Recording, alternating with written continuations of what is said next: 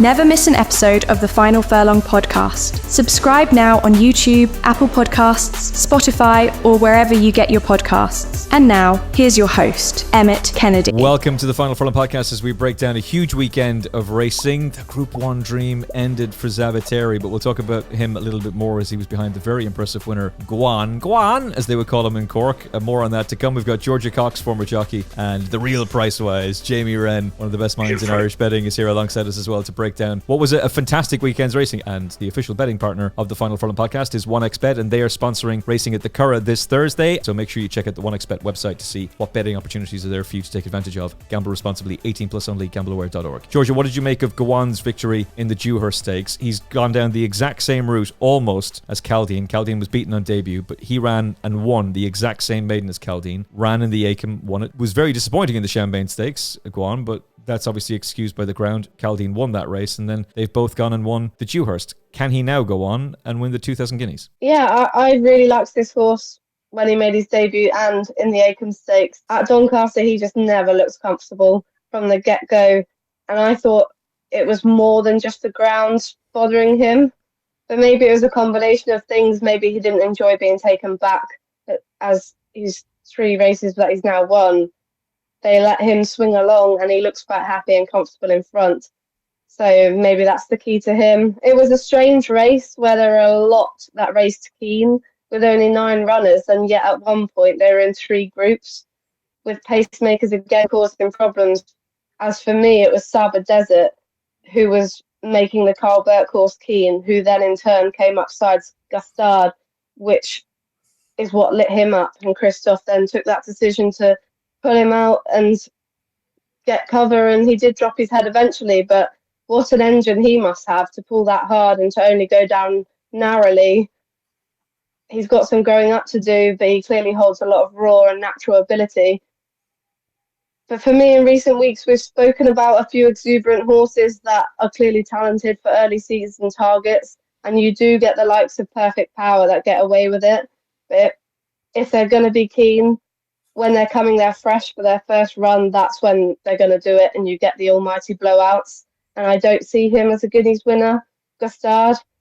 I'd say he's capable of staying a mile if he channeled his energy in the right way.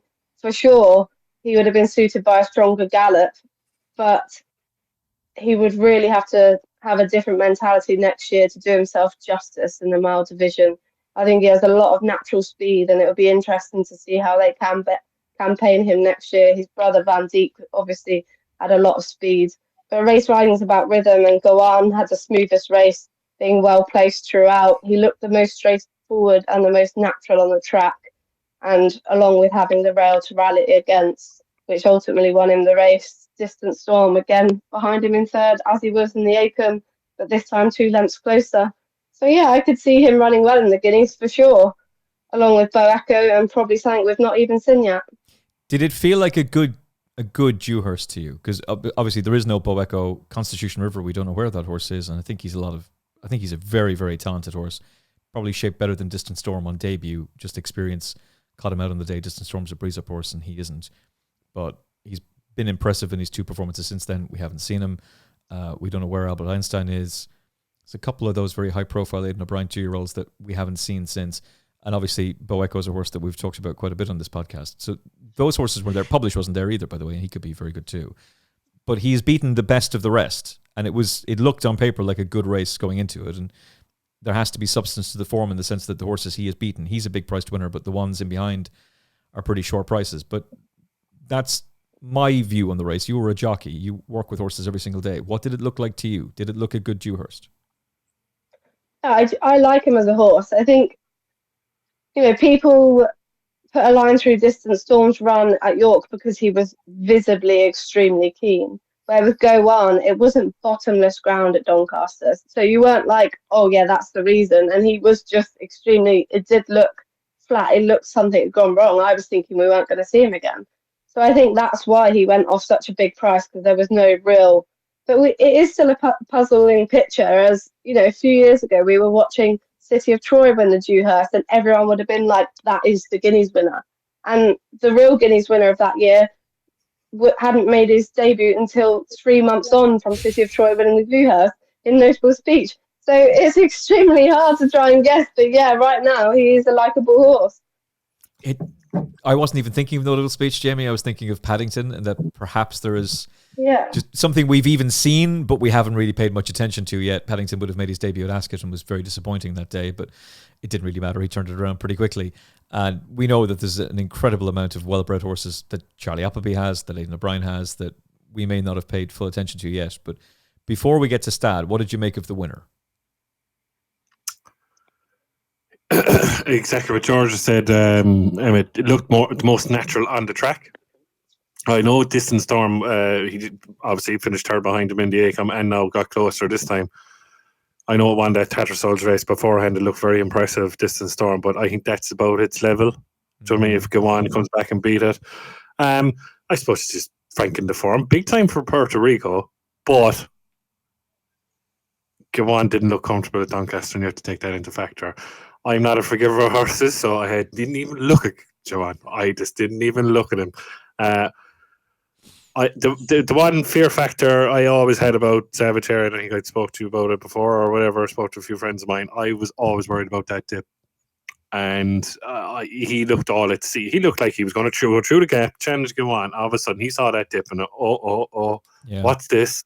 Do you know what I mean? Changed my legs 100 times. I don't know what to do. Will I be back in Savateri now for the guineas, which the docket is probably, can I please cash out now? No, because that horse has no chance now in the guineas. And that's just me. They grow up from 2 to 3. I understand that. Exactly what George said. We didn't see Lotus' speech till the All Better. So you might not have seen the guineas winner yet. Gustad, he's been in a load of wars, isn't he, this year? He's been to every race. He's gone to France. He's been second to Savateri. He's gone to the Dewhurst. He's won a Coventry. Will he train on? Is my opinion with Gustad at this moment. He didn't look comfortable at that either. He looked too keen. Would I back Gewan at the moment, 25 to 1 for the guineas? I suppose it's a good price at the moment, but I still think there could be something better than that. If you're looking to Doncaster, like for a guineas winner, there are stairs like Ben Verleen, Cellini is the favourite flat, and Hawk Mountain second favourite. They look more stairs than guineas winners, to be honest with you, at this present moment in time. So, look, I wouldn't put anyone off at 25 to 1 the way he's won at the track and who he's beating from the reputations of winning at the Curragh first and second, obviously Savateri and Gustad. But I wouldn't put anyone off, but it wouldn't be for me. That's just me at the moment. 12 to 1 is the best price about Gewan now. I don't disagree with you. It was 25 after the race. Now it's 12. Yeah, sorry. Yeah, he was very, very good, but you can't help but feel like there's a way that you look at this and say, this is crazy. He shouldn't be anywhere near 12 to 1. He should be 6 to 1. He's just beaten the biggest rivals. He's just won the biggest trial for this race. He's following the exact same path as Chaldean. Chaldean ended up winning the race for Andrew Balding. It's Andrew's second winner in 4 years. Why isn't he the one they all have to beat? Because you just can't help but feel, and the two of you are in agreement with me, that there's something else. There's something else out there. Savateri ran, it was over at the first furlong marker. He hated the track. And I really didn't expect that to be the thing. I would have thought, and I think Eve Johnson-Houghton may be feeling that, no, it's the effect of the hard race at the Curragh and the effect of the hard race at Goodwood, which is what Andy Newton was suggesting was the reason he was taking the horse on, that's the problem. I don't think he liked the track. I think there is still hope for him next year of winning a Guineas in Ireland. Yeah. At the Curragh. I don't see how he can win a Guineas at Newmarket. I really don't. And at this point, I'd rather see him go to France, actually. Yeah, you just took the words out of me. I'd rather see him go to France. Yeah. And then you have a nice little window to get yourself to Ireland. So back to Ireland for another Group 1 challenge for Savateri, but I think we have to accept that the Group 1 25 to 1 2,000 guinea dream, that bubble has been burst now. But nice horse, and I think he'll win some good races next season. Just on Stad, Georgia, he's obviously a horse that is clearly talented. I can't help but feel like he has sort of been parachuted into races in absence of Constitution River and Albert Einstein and a number of other horses who put their hands up and said, look at me, I'm the new star. And then for whatever reason, they're on the sidelines. I think he's a sprinter. His best performance was in the Coventry.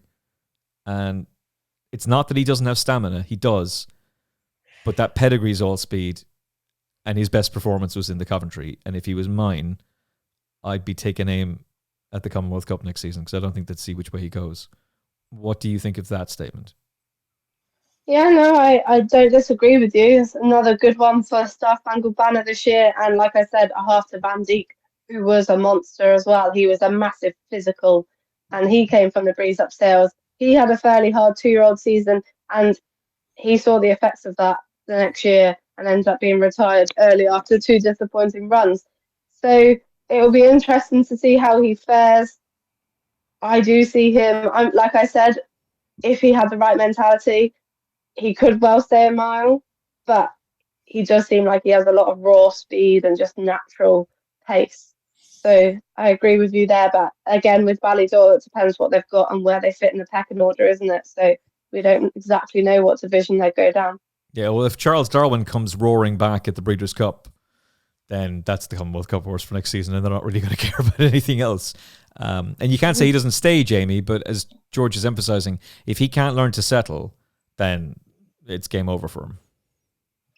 Yeah, I agree, but you just took the words out of the mouth of the horse that I thought you weren't going to mention now, especially as the one who won in Norfolk, and we haven't seen him, is Charles Darwin. Looked like the Commonwealth Cup winner and waiting, do you know what I mean, after winning the Norfolk. But we haven't seen him. We have to wait now till Delmar, unfortunately. And like, the only thing is, like, if he loses at Delmar, he'll get a bigger price for the Commonwealth Cup next year. So I think I'd sit and watch that Delmar race first. I wouldn't be very hard to part with my cash 5 furlongs around Delmar, put it that way, to sit and watch and see if he's a good horse. But instead, I just exactly what George is saying, like Van Dijk, they did it all at 2. Been to the well at all at 2, and then the stat is been to the well at 2, and I don't think they think he was their best one. They thought it was Albert Einstein and Charles Darwin. He's picked up the pieces, in fairness to him, and he's ran to great credit. I wouldn't be touching him next year. That's just me. After watching him on Saturday, that's just me at the moment. I might be totally and utterly wrong. Game of opinions and all that. To my eye, I wouldn't go near him anymore. Well, Van Dijk bounced back to be second in the July Cup, and it might just be that maybe Stad. I'm not going to say that Stad's a better horse. Van Dijk won 2 Group 1s. Mm-hmm. Stad's been beaten in 3. But it's the sprint division now, Emma. We're going into jigsaw pieces now. We're going into. I was looking at the champion sprint today. I don't even think I'm going to write about it. I have to do a blog later this week. I'm not even sure I'm going to put anything. Maybe Ina Sheeran gets another dart. I don't know. What a mess. Oh, there's only one. There's only one winner there. Go on. One to zip. Yeah, I agree. Okay. Well then, sold. Well, One to zip it is. The winner went to Yeah. The winner went to France and got drawn in the car park and would have won the race if he was in the middle of the track. And I was just lucky that Maranoa took the rail and away he went. But the horse that actually should have been in it went to France. More Thunder. Yep. But the reason he went to France is because they've got Montesip. And Montesip's going to roar back. So there you go. Now all of a sudden it's going to be this very enthusiastic piece about how this is an incredible betting opportunity. But I don't know. I need to look at it. But it's a very confident boost. You can write away, and I'm still waiting for my check in the post when I'm telling you that Montesip will win. Jesus, I'm just typing it in there now. Where's my drone? Hold on, I'll send it off to me. Yeah, we'll catch you all right. Nuke. Oh, drones for Jamie. Just very briefly on Oxygen, that was given all the talk that John Gosling had after the Champagne Stakes about how he was actually better than Puerto Rico and he was inconvenienced by the way the race panned out. Well, that hasn't aged very well, has it, Georgia? No, I don't think there was really any excuses for him. He was in the right position. He was one of the few that weren't keen. You could possibly say on the wrong side of the track, but I don't think there was really any excuses for him. I think he was just disappointing, and maybe he'll strengthen over the winter, but be able to see next year. Yeah, a Distant Storm is another one who can strengthen over the winter. I know Charlie still feels he can be a Guineas horse. UAE 2,000 guineas and then try and do the ruling court thing of have him hard fit from that and try and win the guineas again, perhaps. Yes. Yeah, and the likes of Massar, he was another one that was well beaten as a 2-year-old and still went on to Classic Glory the next year. So, I mean, there's no surprises when it comes to what Godolphin do. Yeah, it'll be interesting. It's the Guineas, for one thing, and Charlie's got a great record in that. It's Newmarket, Charlie's got a great record there, and it's the regard they hold the horse in. I know you can look at that and be disappointed, but ruling court bounced back, and maybe that was just one more start a little bit too much for Distant Storm this season. He was a fair bit back as well. He ran better than I thought he was going to run, actually. So I'd mark him up on the back of that. I felt it was a good race. I think there's plenty of... Oxygen will probably win a nice race next season. I don't think he's a Guineas horse. But Distant Storm may very well be. Zaviteri will hopefully get back on the Group 1 gravy train next year. Stad as a sprinter, and Gewan probably should be favoured for the race, but isn't, because Albert Einstein is held in such high regard. Speaking of Aidan O'Brien, he was the joint winning most trainer of the Fillies Mile with the late great Sir Henry Cecil and John Gosden. And now he stands alone with 7 wins in a race that dates back to 1973. It's a 22nd Group 1 win of the season for Aidan O'Brien. He's well on track to be able to beat his record of 28. More on that from Jamie in a little bit, because he may not agree with that statement. But she was really good, and another example of Star Spangled Banner having a fantastic season, Georgia. It's the manner of the way she pulls away from them, though, towards the end of the race. I know it's big priced horses in behind her, but my goodness, she absolutely battered them. Yeah, you can't knock her. She's very versatile. She made all at Goodwood and came from the back here. I think Venetian Lace set a solid gallop, and of the winners on Friday, this was the slowest final furlong, which possibly was the undoing for a lot of them and took a lot of them out of their comfort ground early on, which is why they were so strung out and visually made her look impressive the way she cruised into contention. But she was positioned well in a very fastly run race. I could well see Precise as a Guineas prospect. I could see her coming to hand quicker and being the sharper, more mature type than Diamond Necklace, who's maybe more of an Oaks filly, and True Love, who has the most speed.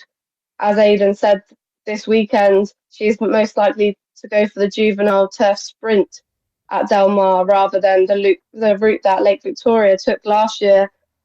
Precise clearly has no issue with the track or the trip, so I could well see her being their number one for the Guineas. Like you said, she's got the speed with Star Spangled Banner, but she's from the Kingfisher family, who was second in the Ascot Gold Cup to trip to Paris, so there's stamina in there too. And for me, the one to take out of the race was Legacy Link. John Gosden has won the race 6 times before, so he knows what it takes, and the fact he brought her here says a lot. She has the burden of being Frankel's niece to carry. I was at Gosden's when Shiasma was there, and she was always thought of as a backwards middle distance type. She was the most beautiful specimen, as you'd expect with that pedigree. But she was unraced at 2, and her sole win was at Kempton over a 1.5 miles. And then factor in she's by Derby, whose progeny tend to get better with time. I think she's done well to do what she's done, and I think of her as more of an Oaks filly, to be honest. So I'd put her in that picture. Dubawi did sire an Oaks winner. In fact, he had the Oaks 1-2. But for some reason, Dubawis absolutely hate the Derby, and I can't understand that at all. But if you're looking at a classic race for her next season, that's some pedigree, really. That's a stunning pedigree. Galileo and Dubai Millennium, my goodness. I think Galileo's had 2 winners of the Coronation Cup. I think they just take time to mature. I mean, Dubawi has had 2 winners of the Coronation Cup with Postponed, and who's the other one? Someone else I'm forgetting. Reyes, but he won it at Newmarket, not at Epsom. Oh, really? I think they take time to mature. They're so heavy-shouldered and that they don't get wrapped down the hill that well. But that's why with a filly, you'd like to think they're a tiny bit. I don't know. You're right. It has taken a long time for him to win an Oaks. Oh, given the fact that Delacroix blew out spectacularly in the Derby, that's the end of it for me with Dubawi's in the Derby. You can write all your blogs and make all your points about, he's the best sire in the world. Yeah, he is. He's brilliant. He can't sire a Derby winner, though. But this is an Oaks contender. This is a Fillies, and he's somehow managed to do that. So she's clearly a nice filly. She's going forward the right way. And that's a horse that Colin King can look forward to for next season. Venetian Lace ran a cracker, Jamie, and she had some pretty decent form to her name. So that gives us a little bit of context as to what this means. But I kind of got the feeling, watching the race back on TalkSport 2 with Daryl Jacob and then watching it back again this morning, she's just in a completely different league to this lot. When I watched the first, Emmet, it just reminds me of Minding all over again. Looks the kind of same look as her. Will look like she's outpaced, and all of a sudden then has that. I know George said it was the slowest final furlong, but they went so hard that it didn't matter, if you know what I mean. she just came and she cruised, and I loved that. I just loved that when I went to the eye. Legacy Link. There was 2 horses the weekend. I said, yeah, Ascot next year. Exactly what you said there, Emmet Kennedy previous. Oxygon will probably win the Hampton Court over 10 furlongs at Royal Ascot next year. That type of a race. And Legacy Link won't win an Oaks, but will win a Ribblesdale at Ascot. And she looks tailor-made for that next year. When I watched it back and I goes, George, please don't say the Ribblesdale steal my fire. But no, I was just something I saw and heard. Like, exactly, threw into Fillies Mile after 2 runs is like non-John Gosden-esque kind of in a way, and I couldn't believe she was in it, but she did very well when he finished 4 lengths behind him. Went an awful strong gallop for her on her 3rd start in her career. She will win races next year over a mile, 2 and a mile and a half. But I think exactly what it is. It's going to be precise, the guineas, and it's going to be diamond necklace for the Oaks. And that's just my opinion at this present moment in time. They could flip-flop. We would know with O'Brien. But the way she won the Fillies Mile, exactly like Minding and all them done. Oh, I can't see anything beating her for the 1,000 guineas. And I never took any. Like, where is that Cromwell horse that beat her on debut? Fairly, it was something mintly or something quite mintly. Where is that Cromwell horse? I can't wait for that Cromwell horse. Come on, I'm going to have everything on it. But obviously, she's had her problems. But I didn't really take notice of that day. She came over to Goodwood. I'm like, beautiful. I left the form down big time in the Jubilee Park. But she's just getting better and better and better and better. And I can't see anything beat her in the 1,000 guineas. That's just me at the moment. Whatever happened to Hot Trotter? Who's Hot Trotter? Yeah. That's an interesting question. This could be a very similar question about the Gavin Cromwell filly who beat Precise on debut. Hot Trotter's claim to fame is that he beat High Chaparral on his debut. I wasn't seen again, was it? He was then sent for a Group 3 in Germany, where Hollywood Park, actually, in America. It looked like Hoffenheim. Where he was battered, subsequently gelded, and never did anything afterwards. He was never seen again. He had run 3 times before. It was his 4th start when he beat High Chaparral in that September maiden in Punchestown. High Chaparral would go on to be one of Aidan O'Brien's greatest ever horses. But 2 horses... Sorry, George. Two horses that mentioned that we thought they were very good horses. Composing is just kind of like a light. God. That was a bad experiment. And to the music, I know who was very unlucky. Saratoga and won 2 races at Newmarket. She was outpaced very badly, and I don't know what's wrong with that horse either. Maybe the form of her races were no good, but they were very disappointing in my opinion. Yeah, I think if you're going to send a juvenile filly out to Woodbine to try and win a Grade 1, that's telling you straight away you don't really think much of her. And they'll probably take her to America. They'll probably go for Del Mar. She'll win races in America, yeah, but maybe she was done by the draw at Woodbine, right. To be fair. She wasn't helped by it. But it was on the inner track then as well, wasn't it? They just didn't turn that well. Neither of Charlie's 2-year-olds did that. No, they didn't. And it was very interesting that Buick went over there and he had 3 big chances. The only one that won was Notable Speech. And he did an interview with Luke Elder on Sky Sports Racing right after the race, and he said, yeah, this hasn't been an easy night. Like, you could see the frustration in him that it just hadn't gone to plan. I'm not sure she's that good. And Venetian Lace has comprehensively turned the form around with her. Evolutionist has run a really big race, again, for Carl Burke. What a season he's having. But 22 Group and Grade 1 wins for Aidan O'Brien. Is he going to do it, Georgia? Is he going to break his own record of 28? It's tough. Like you say, you've got, Doncaster, you've got Racing St. Cloud. I mean, it would be tight, but you wouldn't put it past him, would you? Well, he's going to win the. Another thing, he's going to win the Champion Stakes with Delacroix on Saturday, Georgia. You've somehow admitted that one from it there. Do you know Georgia? He never comes to the screen when Peter Michael's on with him on a Thursday, the tipping podcast. He'll never come. Yes, Peter Michael, Delacroix will win on Saturday. So Peter Michael shut him down straight away.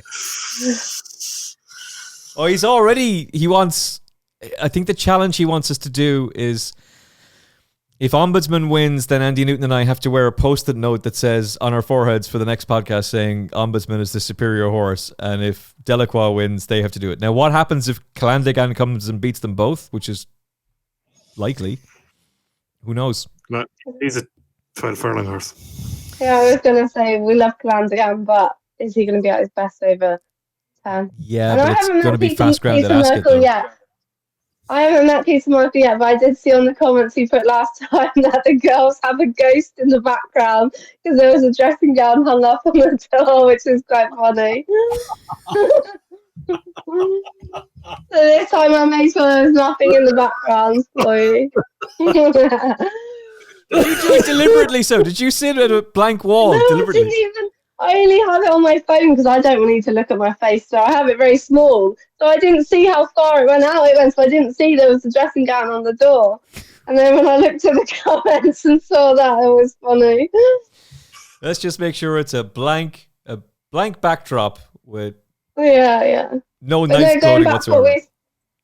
Going back to what we were saying, another one to get beaten first time out, Sea of Class, by a filly rated, I think, 76 with Rafe Beckett's and never won again. And another point to make about the Aidan O'Brien with the Moigler, he always has a multitude of runners, and if you look back through it, not often has the favourite in the betting actually won, and then that horse has always gone on to be the best 3-year-old the next year. And I think she's going to be another example of that. Minding wasn't favoured, was she? No, because she got beaten 3 weeks earlier by, who was it? I'm trying to remember. Was it Ballydoyle? She got beaten 3. No. Possibly, yeah, maybe, yeah. I don't know. I think so. Yeah. Winter in my head. No, didn't Winter spring into life as a 3-year-old? I'm feckin' right. It was Ballydoyle. Is it right? Oh, yeah. This is why I'm not allowed to take part in the quiz, because I'm too competitive and I have a good memory for this nonsense, but I don't have a good memory for other stuff. What quiz? The Final Furlong Podcast Christmas quiz. Where the quiz is used to do with the lads. Yeah. Which everybody is entitled to get drunk during. In fact, you're actively encouraged to. You had the hard ones and the easy ones, the hard ones. We'll mix in that if you would like. And hopefully we'll have a bit of fun with that. Okay. Any other final notes about the Fillies Mile? Ballydoyle, yeah. Ballydoyle and Coolmore both running in the same season for the yard. Some crack. Okay, that was the Fillies Mile. Won last year by Desert Flower. She went on to win the 1,000 guineas. Will this horse Precise win the 1,000 guineas? Georgia Cox. Yeah, I think so. Yeah, I think she's got a huge shots. Like I just said with that stat, it bodes well for her, and she's proven at the track and the trip. And at the moment, she'll be very hard to beat. Jamie Wrenn. Yeah, 1,000 guineas winner all day. You're both wrong. She'll get beaten, and then she'll go unbeaten for the rest of the season. They won't be ready. When's the last time Aidan O'Brien won the 2,000 guineas, and when's the last time he won the 1,000 guineas? Was it 2021 and 2019 for the 2,000? I'm going to guess. Was that Minding, was it? I don't know. But I don't think she'll take much to get ready. She's not a particularly heavy filly or anything. And like I said, with the pecking order is the biggest thing. And we already know, well, we think Diamond Necklace will go for the Oaks, and we think True Love's the speed filly. So surely she is the Guineas filly. Aidan O'Brien won the 1,000 guineas in 2021 with Mother Earth, 2020 with Love, 2019 with Hermosa, 2017 with Winter, 2016 with Minding. But it's been Cy Bincerow, Roger Varian, and Charlie Appleby for the last 3 years. And Magna Grecia, is that the last Guineas winner? Magna Grecia is the one I had in my head, right? 2019 under Donica. So I don't think they'll be ready. Saxon Warrior, no? That was before? That was 2018, wasn't it? Yeah, Saxon Warrior. Let me check that. Was it Magna Grecia? Hold on. This is absolutely award-winning content right here. Cachet, Maj, El Malka, and Desert Flower, yeah. Mother Earth, Love, Hermosa. 2019, Magna Grecia. Yeah, beat King of Change. Who had... Saxon Warrior, Churchill. So everybody just assumes that Aidan's horses will be ready for that race. And maybe they will be next year. But the recent history will tell you they won't be ready. And I think she will probably dominate everything in the mile division from Irish 1,000 guineas onwards. But I would proceed with caution for Newmarket. But Aidan O'Brien used to win guineas Emmet before, with the horses only had a run or 2 runs. Do you know what I mean? And you never, do you know what I mean? Like, the one that comes straight into my head is Footsteps in the Sand and Never Run Again. God almighty, I love that horse. So made me a lot of money that weekend. I did the double Footsteps in the Sand and Virginia Wolf. That was Virginia Waters! Yeah, and I did the same. So plus in recent years, I mean, last year Desert Flower beat January in the Fillies Mile. January's not good enough to be a Guineas filly. And the year before that, Ylang Ylang, never a Group 1 winner again. Yeah. So maybe just this is a better filly than in recent years. Could be. And he did compare her very favourably to Minding, Aidan. So maybe you're Lake right. Victoria did win the Irish Guineas this year. I'd love to know if they've changed, because it used to be that there was a certain group of horses were just singled out and they were given the Guineas preparation, so they'd be ready for Newmarket, but everything else was given the slow and steady preparation to come through. And I wonder if they've just abandoned that. you have to remember too, as well, the horse that they wanted the Guineas to run, and it was Twain, and he got injured, and that was it. Yeah, that's a good point. That's a good point. Yeah. Hopefully, he'll and be back next year. I was actually going back in Twain. I had Twain backed anti-post for it because I was told by a friend of mine they have one in France. Twain is its name. He grand, and then he got pulled. Yeah, and never seen. And he was. Aidan had said that at the launch of this flat season at the Curragh. At that launch, he said, "This is the one for the Guineas." And then he got injured like a couple of days later. So yeah, that's a good point. That's a good point. Maybe it would have changed. Maybe it would have. But recent history would tell you, proceed with caution when it comes to the Guineas for Precise. And for that matter, for any of Aidan's colts. Gewan heads the betting. Well, should be heading the betting. Albert Einstein still does. And Precise, very short price favourite now for the 1,000 guineas. You might get better value with 1xBet. Bet today. Bet €10. Get €30 in free bets. So bet 10. Get 30 in free bets. Only with 1xBet Ireland. 18 plus. Terms and conditions apply. Play responsibly. Gambleaware.org, of course. And if that's not enough for you, there's also a get a free bet back on losing wagers. I could have done with that on Saturday. Big time. 18 plus, terms and conditions apply. 1xbet.ie to find out more information. So your loss refund bet, get a free bet back on losing wagers. Bet 10, get €30 in free bets. Sign up now at 1xbet.ie and check out the betting markets. The wide range of betting markets that 1xbet have. Calendar Girl was a horse that was put up by Georgia Cox as one of her 10 to follow for the rest of the season. And an instant return on that investment from a really, really smart group performance. She was really impressive on debut. I felt like she was poorly positioned in her second start and really should have won at Epsom, even though the horse that beat her came out and won subsequently, albeit in nursery company, or at least at a lower level. She's a pretty decent horse too for Ed Dunlop. But now she's won the sales race under Safi and now has a Group 1 under Callum Rodriguez. And this was or a Group 2 under Callum Rodriguez. This was a really smart performance from her, Georgia. Yeah, I really liked her. Like you said, the way she won first time out, then just getting beat at Epsom, and then I didn't think it was going to suit her to step back and trip. I obviously understood why they did it because she had no weight and it was a big pot, but I thought the class sort of got her through that, and stepping back up and trip I always thought was going to be a positive, and I just felt like she had more to come from her. She's from an Oppenheimer family, which is slightly off piece, but her dam is a sister to Title Roll, who I'm going to put up as one of our future horses to look forward to at the end later on, but we'll come back to that. But back to Calendar Girl, she's a nice type. Again, Owen Burrows, just love him. And she remains exciting to go forward. At least they're putting her away now, knowing she goes on the track. The second filly, Mubtazenha, I also thought was an eye catcher. You know, she only debuted 13 days ago when making all over course and distance. She made her more experienced rivals work for it here, and as a lot of Frankles do, she possesses a huge stride, covering so much ground, and she's a lengthener who pulls out more when they come to her.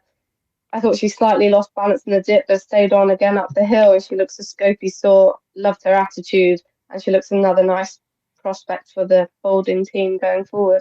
Yeah, good attitude. The key word, though, is scope to be able to improve next season, because not every horse that wins this race progresses and goes forward, but this was a really, really likeable performance. She's handled the track very well. There's no reason why she won't stay a mile, and there's no reason why she can't bridge the gap into Group 1 company, at least in my mind, Georgia. Yeah, no, they're both, the 1-2 are both likeable fillies.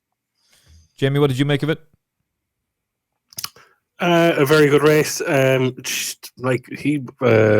jockey wasn't over hard on her. Only give her 2 little taps behind. She was hands and heels all the way into the dip. Oisin came out with Mbishima, and it was just highly. You knew Mbishima wasn't going to go past, if you know what I'm trying to say, Cha. And it shows that the horse that won the maiden or novice in the card of the weekend he kind of franked the form that horse to who will improve with time. Active Kindness for Godolphin won the weekend as well. So there's form ties in with that horse as well, who won the weekend as well. But Calendar Girl for Guineas, she'll be thereabouts, I will say that. And she will win the race, obviously, because she can handle Newmarket. But I can't see her beating Precise. That's just me at the moment. I might be totally wrong. She's a decent price to find out, but she'll have to improve again to get near Precise. That's fair. That's just me. She's a really good horse. Would I think she's an Oaks filly? Probably, possibly not, like the way she ran at Epsom that day. But she is a talented filly. But she will run in the Guineas. There's no, I think she will anyway, but she'll have Precise to beat. Yeah. That's just me at the present moment in time. But Bishama and Active Kindness are fillies to follow as well. They'll win races. Yeah, I think that's all very fair. We have no idea what kind of physical and mental improvement she's going to make over the winter or regress, but you would think how she's shaped so far, she will just improve. I think she's a serious player for next season. Well spotted, Georgia, and she's a horse that we've mentioned on the podcast quite a few times, and we put her up for that sales race. The thing that I thought was very noticeable, she was sent off 6-5. You could easily get 2-1 beforehand. You were getting hammered, way bigger than 2-1. I kind of want to say you could get 11-4 the night before if you really wanted it. And they have just backed her to the exclusion of everything else. It seemed like the secret was out that Classic Cuvée was not going to run any kind of a race, and she ran a stinker. Drifted considerably in the betting, but they were almost joint favourites at one point the night before. That's just one-way traffic. So she's clearly a horse they hold in very high regard, and I would like her an awful lot. The Group 3 went the way of Beckford's Folly. Shout out Peter Michael who put this horse up in his Telegram group.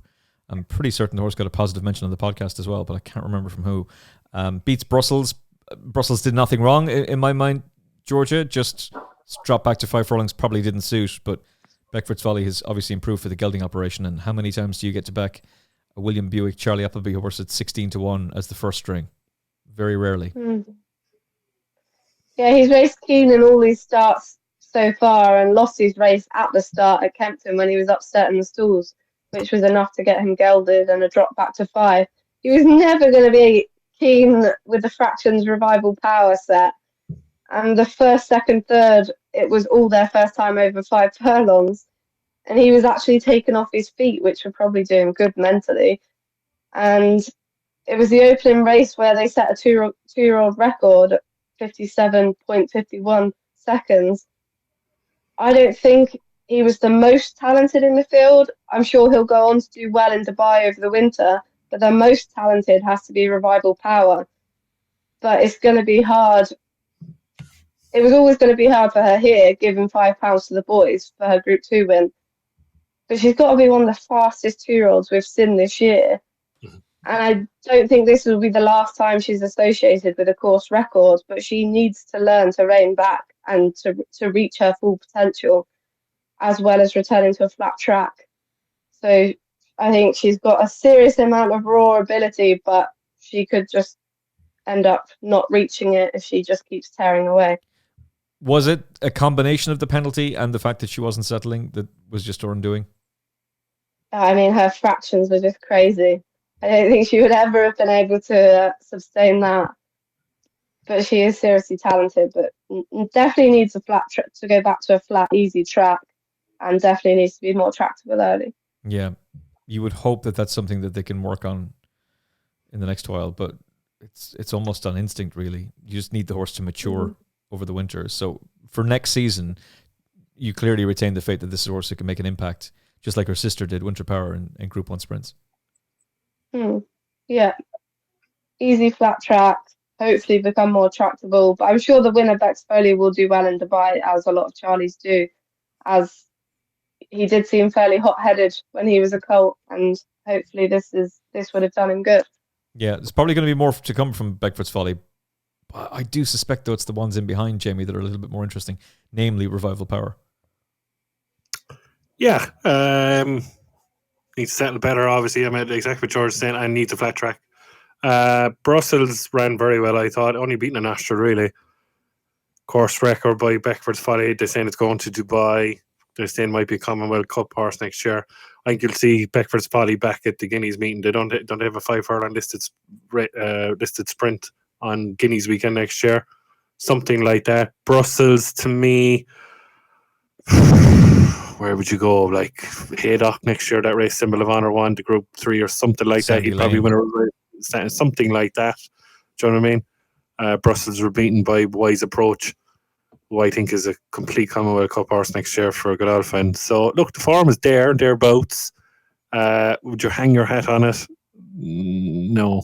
Even though it's a course record, no, it's the sprint division. You know what I mean? It's been gelded for a reason. But it'll go out to Dubai, probably one of that El Quaz now, is those type of races. Could be beaten a few times and then come back and win a race. Do you know what I mean? That's type of a horse. Do you know what I mean? Same at Brussels, the same in behind Revival Power. They'll win races, but will they back it up afterwards is my biggest fear of this lot, and I'll stand by that. Yeah, that's why we need one of these juveniles to be able to emerge on the scene and be a proper tool in the Group 1 sprint division, because it's rubbish.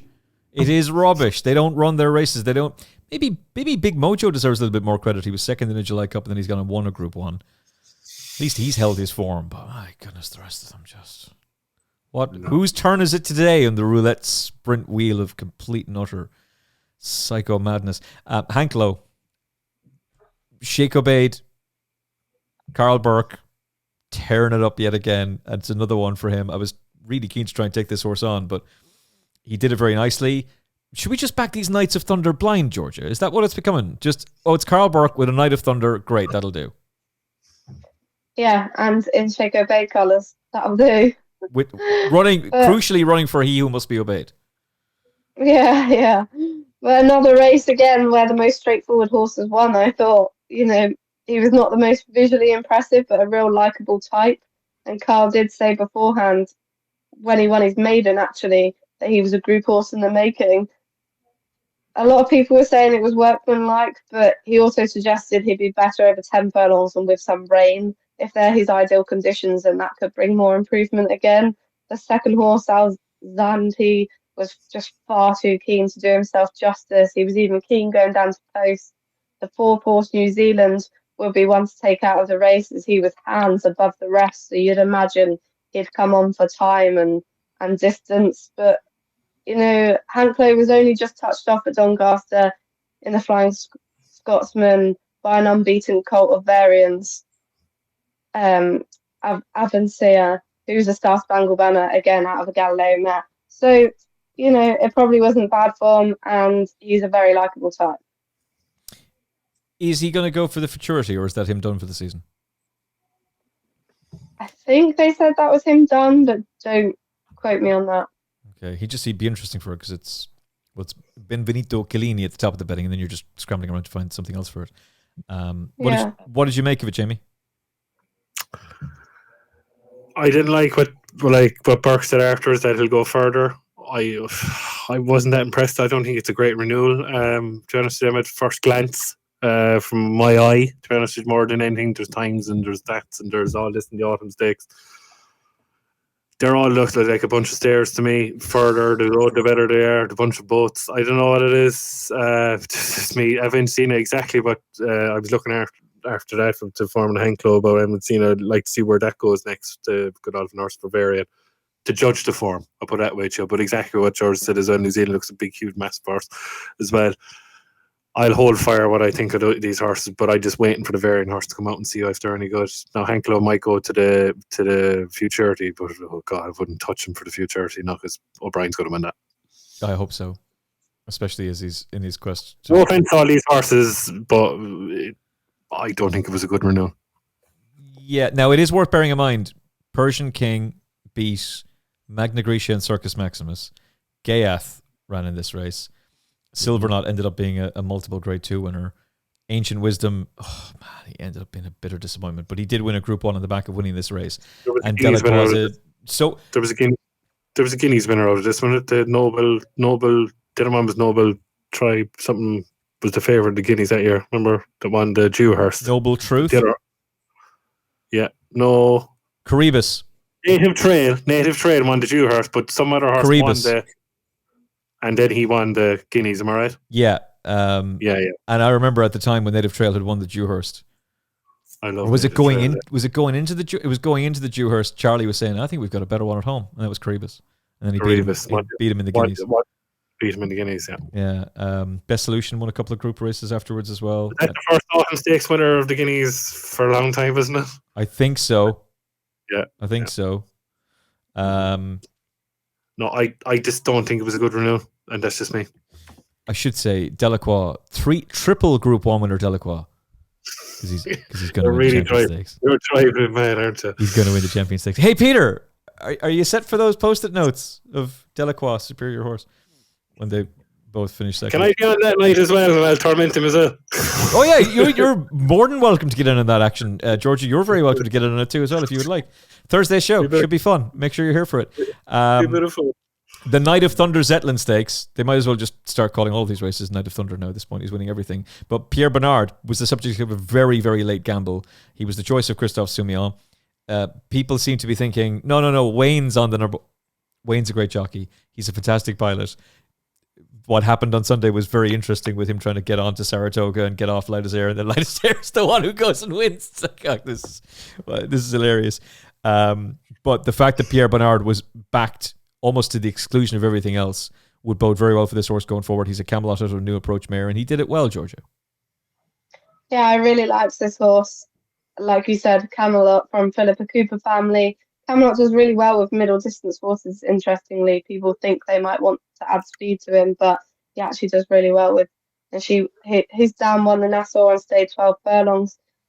It was a funny race with them all stepping up and trip for the first time. No one seemed to want to commit and go a bowling gallop, which you think would suit them all. So instead, we just found out which staying type could sprint the best. But I thought it was a great ride from Super Sumi. He threatened to over race early, and it takes a lot of confidence to pull a 64 favourite out the back of the field, leaving them 4 lengths. And what impressed me the most is for such a big horse, as he really did look like a 4-year-old amongst 2-year-olds, he could have easily got in a muddle quickening into the dip, but it never looked to unbalance him, which would give you hope for Epsom. He also took an age to pull up, and with his pedigree, staying should be no issue. So I thought it was a really likeable performance. He's taken a clear step forward with every run, and I imagine he would have been more impressive with a truly run race. I think they mentioned for him going for the Chester Derby trial, which he seems to send a lot to now that, he wants to sharpen up and he sees them at that type. I would imagine Aidan O'Brien's best winner of this race was Kew Gardens, which kind of tells its own story. This isn't necessarily what you're looking at for a future Derby winner, and it may very well end up that he's a St. Leger winner. But we're in a very different era of Derby types now. Not all horses can stay. And this fella definitely will. Lambourne is a really good example of that, by the way. Tennessee Stud finishes 3rd, goes on to win a Group 1 in France over stamina trips as well. I like him, Jamie. I'm not falling over myself to back him for Epsom, but I do like the horse. Yeah, exactly. He took the words out of my mouth. I'm not falling over to back him for the Derby, but that was silky smooth, I thought. Yeah. Exactly what George took the words out of my mouth. I never realised they said Chester, but Chester was in my head straight away after the race. I don't think he'll go to York. I don't think he'll go to Lingfield. If he goes to York, just forget him, because that's not where he sends his good ones. No, not anymore. It seems to be all Chester now. Would I rather see him run the 10 furlong trial than the 12 furlong trial at Chester, the Lambourne one? Yeah, I'd rather that. I don't know what it is. It's D stakes, whatever one it is. Chester Vase and the D. Yeah. You want him in the Vase.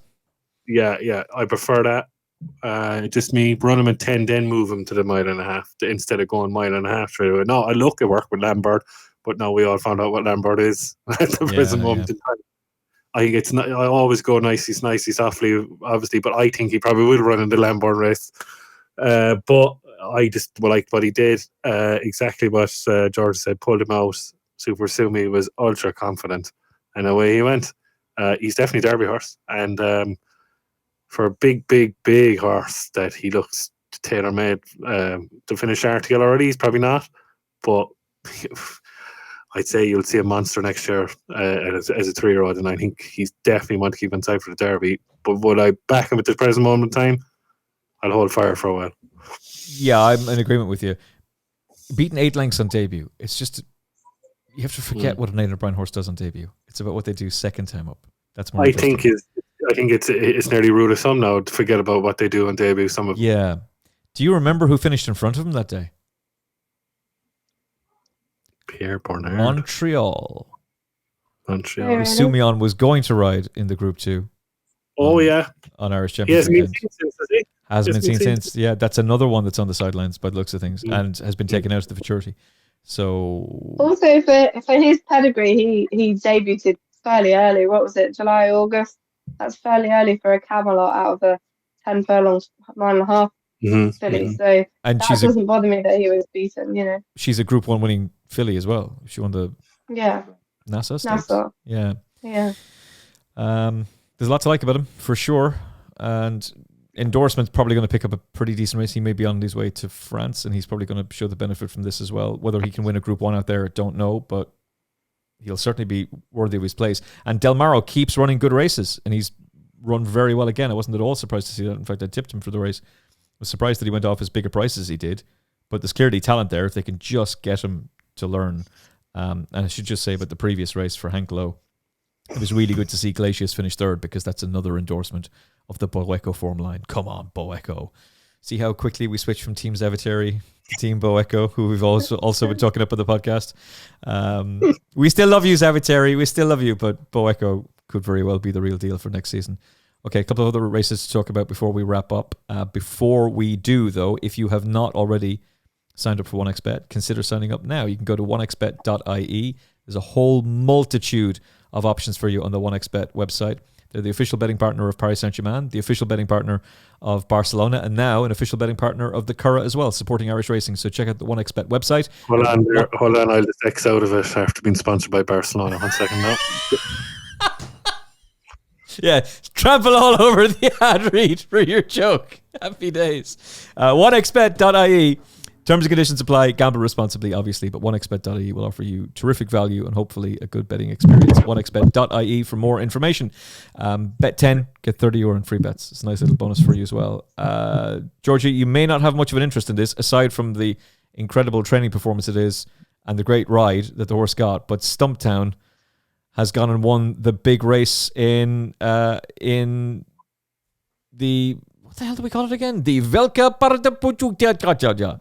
This was Velka Partabika. Well done. So it's a race I've always wanted to go to.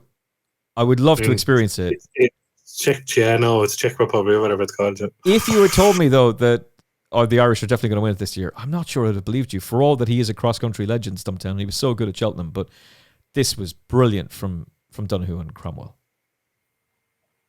Fantastic. He does what he does always, though. I couldn't believe it. He was up there in the bandwagon, and all of a sudden he falls back stone last, like he did it nearly in the cross country. And then I think he just has to do that to come past horses again. He did it at Cheltenham. He looked dead and buried at Cheltenham. And to be honest with you, I'm not cribbing Keto Danu. He tore the whatever behind him to get him up at Cheltenham. I thought, oh God, he's after killing him. He'll never win a race again. And all of a sudden, he's after winning one of the most famous cross-country races in Europe. Yeah. So, if not the world. So, do you know what I mean? Fair play to him, Gavin Cromwell. And fair play to the owners. Some of the owners are from my town here in Tralee. Horse of a lifetime for them. I'm very delighted for some of them. And onwards and upwards, I suppose. They'll hold fire with him, I suppose, till the cross country next. I don't think you'll see him in triads this year for the cross country. You might see him over hurdles or something like that, or just put him away till March. He's going to have a monster weight to carry this time, though. At Cheltenham. Cromwell might have something else in the yard for that. Who Mr. Flanagan nearly took the wrong horse and lost a lot of length. Vanilla. So I was told by a colleague of mine, said he's absolutely no chance. I said, go back and watch that cross country again, my man. Yeah, he ran a huge race. Even though Stumptown could win again, do you know what I mean, with lumps of weight, but it's not a conditions race anymore, it's a handicap. But look, many horses won that handicap off top weight plenty times, but he's a horse for a lifetime, and fair play to him for all to taking the chance. And Gavin Cromwell can train horses at any good. You can see that now. And he's slowly but surely becoming the second biggest trainer in Ireland, isn't he? Oh, without question at this point. 5 furlong Queen Mary winners, extreme stamina, cross-country races in Eastern Europe. It's extraordinary. Gold Cup winners, champion hurdlers. He can do it all. Beating one of the best Gold Cup winners we've seen for quite a few years, and beating him fair and square on the day as well. I know Galopin Des Champs didn't really go a yard that day, but third best Gold Cup winner of my era. Yeah, absolutely. He's not best mate or Cotto Star. Cotto Star, best mate, and then Galopin. Yeah, there you go. You're learning, Kennedy. Yeah. No, we'd be in agreement on that though. There's nobody else gets a look in. It's Cotto's first, best mate second, and right now Galopin is third. Galopin might if he becomes if he becomes the second horse to regain the Gold Cup and wins a third Gold Cup, he might go past best mate, maybe, but I don't think anything's going to come close to Cotto Star. No. Now, if something does, great, we can revisit that at another point. But I'm really excited to see what Galopin Des Champs can do this season. A couple of the horses that ran over the weekend in Wales, Celtic Dino, it didn't quite work out with TT Quanti. I don't know what happened with him. He was woeful. But Celtic Dino was incredibly well backed. Fair play, Tom Malone, with stick to the plan. Stick to the plan, boys! We did say it on Wednesday's show that Tom was incredibly bullish about it. You got to hear it after the fact. There's been a great response to the Tom Malone special. If you haven't watched it yet, I strongly recommend that you do. You can listen to it on the Final Furlong podcast and all good podcast apps as well. He's a great character. He's got some fantastic insight. And hopefully there'll be more winners to emerge from that podcast as well. But Stick to the Plan was good. Celtic Dino was really, really good in the Welsh Champion Hurdle, Jamie. Yeah, it was interesting to say Sam Thomas. So he was interviewed afterwards, and so was Di Waters and all that. But Sam Thomas was worried he didn't get him fit enough. But he needs top of the ground, Emmet, to see. Like, he's not a winter horse at all. I think if it doesn't start raining, it stops raining. If we get too much rain, I think they should take a chance at the Greatwood. Definitely, if it was decent ground, I would. Greatwoods are there to be won. Do you know what I mean? And he's run at Chepstow. I'm not going to say it's Cheltenham-esque, but it slightly is because you go up and down undulations anyway. Yeah. Do you know what I mean? I thought there was a comment from a previous jockey saying about Haydock is similar to Chepstow the weekend. I thought, oh my God, is this the way broadcasting's gone? But I won't get into it. Tutti Quanti, Nichols is pulling a stroke there. 100%. That's what I thought. He's putting a stroke there. That horse never raised the gallop. He's definitely going to go to the Greatwood, and he'll be forgotten about. Sixth in the Supreme. Finished in the middle of Salvatore Monday and Funicula, whatever he's called. Oh, yeah. Funicula. If this horse rocks up in the Greatwood, I'm all over Tutti Quanti, because he rise a gallop in that Welsh Champion Hurdle. Stick to the Plan is very interesting, but I think he'd be better off like in handicaps, because I think he'll relish coming off a fast pace. Okay. I wouldn't be loving that head carriage. I wouldn't be loving it. But I will say, and I'm not cribbing it, but I am criticising at the same time, it must be the sad state of British affairs, right? Where Stick to the Plan is technically still an Irish horse. And Canesburg come over, and Canesburg I wouldn't have anywhere, right? No offence to Gordon Ellie, fair play to them for bringing them over. They were first and second in a Virgin War. That shows you how the Irish horses are just 2 stone clear, like. I'm sorry, it is if Stick to the Plan comes over. But I tell you another thing: if Stick to the Plan is running all these races, right? How good is Emmet? Is it Emmet Mullins' horses or is Carmel's horse? How good is Soldier in Milan? Who won that bumper at Punchestown? Oh, Janie, there's a shout. How good? Yeah, how good? Like, there's a horse to the Galopin Des Champs colours in that who ran in the Defender bumper the year before of his favourite, and then runs in this race the year before because he's obviously had these problems in King Rasco Grey. Sentiment favourite. Yeah, I'm like, there's a horse of Maxwell's, Mundului something was in that race that I'm getting it there. My bloody phone won't notes, and I have it in my head. I don't know what's wrong with it. I'm trying to remember why Soldier in Milan was in my tracker, but he is. A lot of people. That's what I meant to say. Really, Emmet. All jokes aside, is that race in Punchestown, a lot of people have put Soldier in Milan up as a horse to follow for the season. Like in that race, Soldier in Milan, King Rasco Grey. There's horses down below it. Mad Jack Sill was in that race. One of the Hurdlet, Goran. Eclipse Chaser, who was beaten 68 lengths by Soldier in Milan, is after rocking up in a maiden hurdle at Navan. There's substance to the form with Stick to the Plan. How good are all the horses around him in that bumper? But Soldier in Milan is definitely a horse to follow after the way Stick to the Plan has gone through the summer. But he probably needs top of the ground. I think they might put him away. I don't know what the plan is next, but I think he needs better ground to be seen, and I'd love to see him buried in a big field like County or a Carl Cup or even a Martin Pipe if he stays under the 145. And he's definitely a horse to follow in one of those because there's a huge handicap in him because he love a fast pace. I think you need to put all of those horses from that bumper into the tracker. Yeah, the Overlander bumper, 740 Punchestown, 2nd of May, won by Soldier Milan. With Risk away is never forgotten. Yeah. On men, John actually was 5th in that race. He actually won, barely won. He's playing the Kelso the last day. And on the race, the Lucinda Russell, Michael Scudamore horse nearly took it from the front, and Fox absolutely tore it, whatever, for a comment on to get up on the line. But he still won a race. So, do you know what I mean? So, it's definitely a bumper to watch out for. The way Stick to the Plan has run all year, yeah. Yeah, and the horse in the final approach silk colours, Eclipse Chaser, he's won. Won very well. Eclipse Chaser. Yeah. Okay.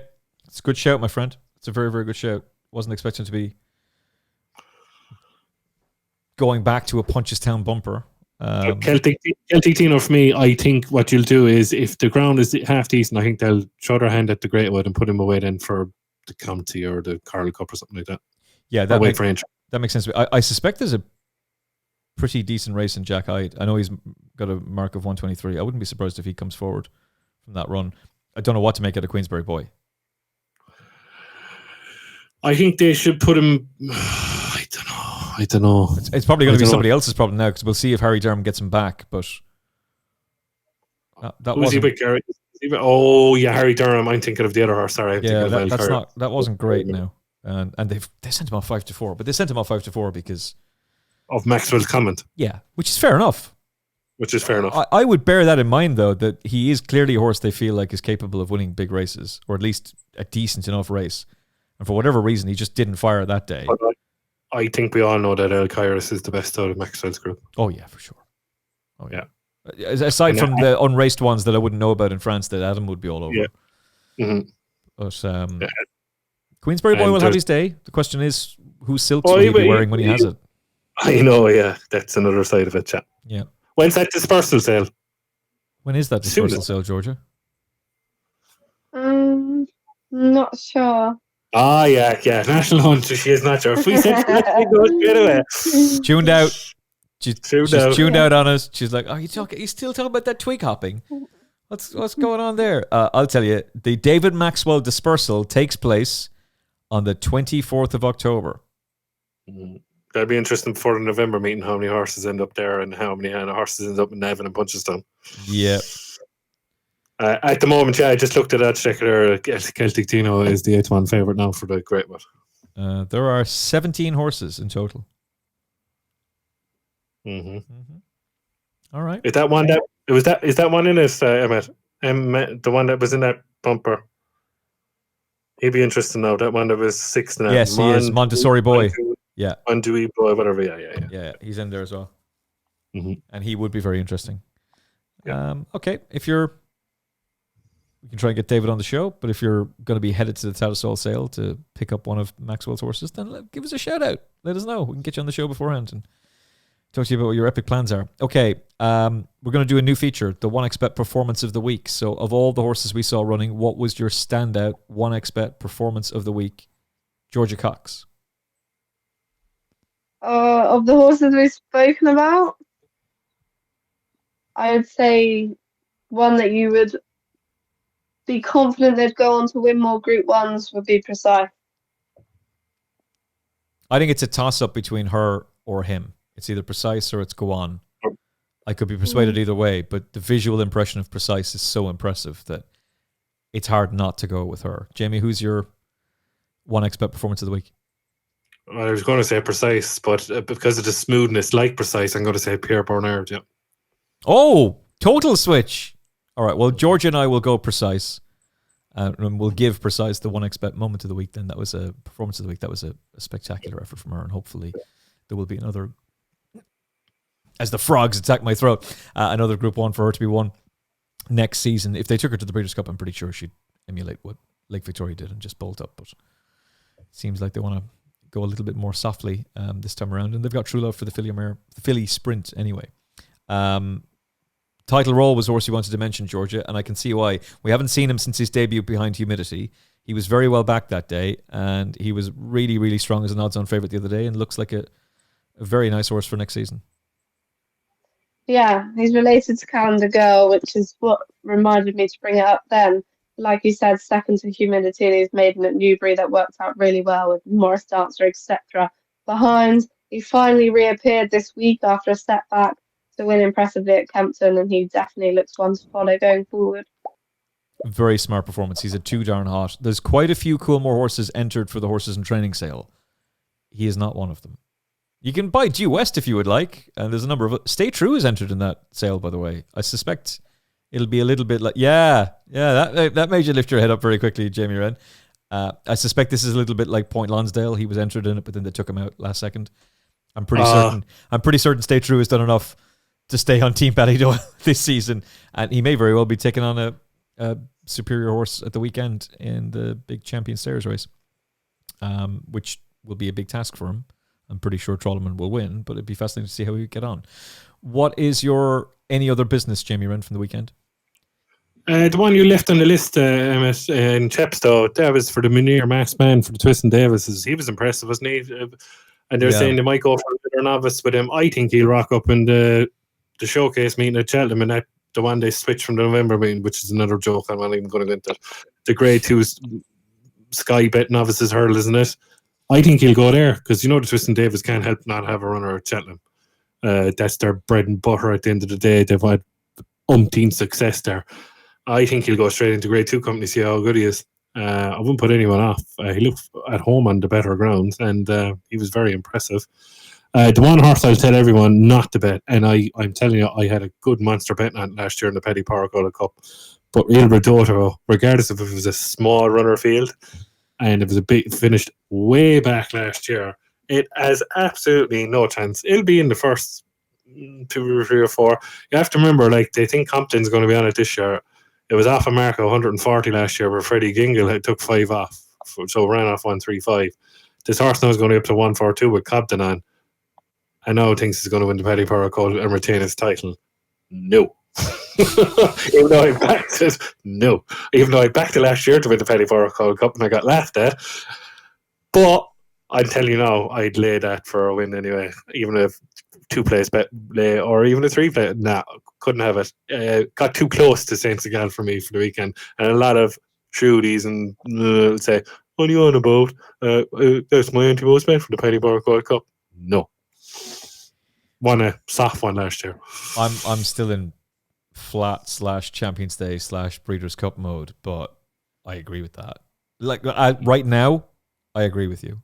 I wouldn't want to be backing him, but that's a race I need to do a proper deep dive into, and I'm not there yet. I'm just not there yet, Jamie. We'll get there as the National Hunt season hat on gets put on all of us. Even Georgia, we're going to turn Georgia into a massive jumps racing fan. She's going to be giving us updates on hurdling technique of various different Willie Mullins and Gavin Cromwell contenders. She'll be talking to us on the gallops from Lambourne about how well Constitution Hill looks this morning and how much of his breakfast did he eat up, and is now the moment that he emerges. Is he going to run in the Fighting Fifth? No, he's not going to, because the ground's not quite right, but he's going to go for the Christmas hurdle at Kempton, and this is going to be the moment, and Georgia's going to be there to tell us all about it. Isn't that right, Georgia?